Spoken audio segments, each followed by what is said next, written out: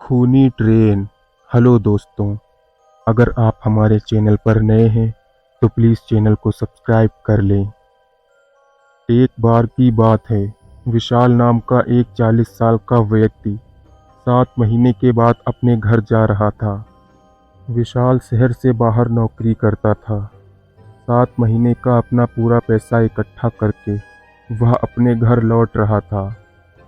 उसके परिवार में उसकी पत्नी और 2 बच्चे थे। विशाल ट्रेन से अपने घर का सफ़र तय कर रहा था। रात काफ़ी हो चुकी थी।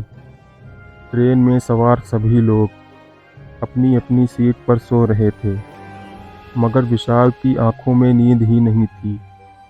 इसका सबसे बड़ा कारण उसके घर जाने की खुशी थी। घर जाने की खुशी में विशाल को नींद ही नहीं आ रही थी। विशाल के अलावा एक और आदमी था जो सो नहीं रहा था। वह आदमी उसकी सामने वाली सीट पर ही बैठा था। अपने सामने चुपचाप बैठे व्यक्ति को विशाल ने देखा तो उसे पता चला कि वह ड्रैकुला की कहानी पढ़ रहा था। विशाल को लगा कि उसके सामने जो व्यक्ति बैठा है वह किताब पढ़ने में अपना समय बिता रहा है। शायद उसे भी नींद नहीं आ रही है। विशाल को लगा कि क्यों न अपने सामने बैठे व्यक्ति से बातचीत करने में समय गुजारा जाए। इसी इरादे के साथ विशाल ने उसे पुकारा, भाई साहब। किताब पढ़ रहे व्यक्ति ने उसकी आवाज़ को अनसुना सा करके उस पर कोई ध्यान नहीं दिया, मगर दूसरी आवाज़ पर उसने किताब नीचे करके विशाल को अजीब तरीके से देखा। विशाल के तो हाव भाव ही बदल गए थे।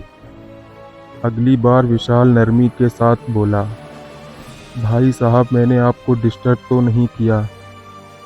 सामने बैठा व्यक्ति बोला, जी बिल्कुल नहीं। विशाल मुस्कुराकर उससे बातों का सिलसिला जारी रखते हुए बोला, आपका नाम क्या है? वह बोला, सूर्य प्रताप। विशाल ने कहा, कि आप भी अपने घर जा रहे हैं? सूर्य प्रताप ने कहा, नहीं। विशाल ने मुस्कुराते हुए कहा, तो फिर आप अपने घर से कहीं और जा रहे होंगे? प्रताप बोला, मैं बात नहीं करना चाहता। तभी विशाल बोला, मैं आज 7 महीने के बाद अपने घर वापस लौट रहा हूँ। अपने परिवार से मिलने की खुशी में मुझे नींद ही नहीं आ रही, इसलिए मैंने सोचा थोड़ा आपसे बात ही कर लूँ। प्रताप कुछ न बोला। वह उसकी बात पर सिर को इस तरह हिलाया मानो उसकी बात पर सहमति जता रहा हो। प्रताप के हाव भाव से साफ जाहिर था कि वह बात करने के मूड में बिल्कुल भी नहीं था। वह ऐसा जता रहा था कि जैसे इससे समय बर्बाद करना बिल्कुल अच्छा नहीं लग रहा हो। मगर आज तो जैसे विशाल चुप रहने के मूड में बिल्कुल भी नहीं था। वह बातों को बढ़ावा देते हुए बोला, भाई साहब, क्या आप भूत प्रेतों पर विश्वास करते हैं? प्रताप बोला, हाँ। तभी विशाल बोला, क्या आपने कभी किसी भूत या प्रेत को अपनी आंखों से देखा है? उसके प्रश्न पर प्रताप ने चंद लम्हों तक उसे ध्यानपूर्वक इस तरह देखा जैसे वह बहुत कुछ कहना चाहता हो, मगर ऐसा बिल्कुल भी नहीं था। कुछ कहने के बजाय प्रताप ने किताब अपने चेहरे के सामने की और पढ़ने लगा। विशाल ऐसा देखकर उलझ गया। उसकी समझ में कुछ नहीं आया कि प्रताप ने उसकी बात का कोई जवाब नहीं देकर अपना चेहरा किताब से क्यों छुपा लिया। इस बार विशाल ने गुस्से में कहा, आपने मेरी बात का कोई जवाब क्यों नहीं दिया? जवाब के रूप में प्रताप ने अपने चेहरे के लगी किताब को हटाया। तभी उसका बहुत ही भयंकर चेहरा विशाल के सामने आया।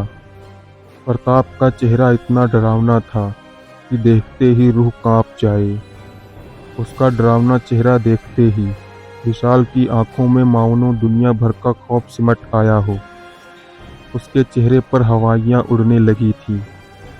विशाल की दोनों हथेलियाँ सीट से इस तरह चिपक गई मानो उसके सहारे से वह उठकर खड़ा होना चाहता हो, उसकी पीठ पिछले भाग से सट गई थी। उसके खौफ से सांस लेने में भी डर लग रहा था, या फिर यह कहा जाए कि सांसें खुद ही बाहर आते हुए डर रही थी। यहाँ तक कि उसकी आवाज़ भी निकल नहीं पा रही थी। विशाल जान गया था कि उसके सामने मौजूद प्रताप कोई इंसान नहीं बल्कि एक भूत है।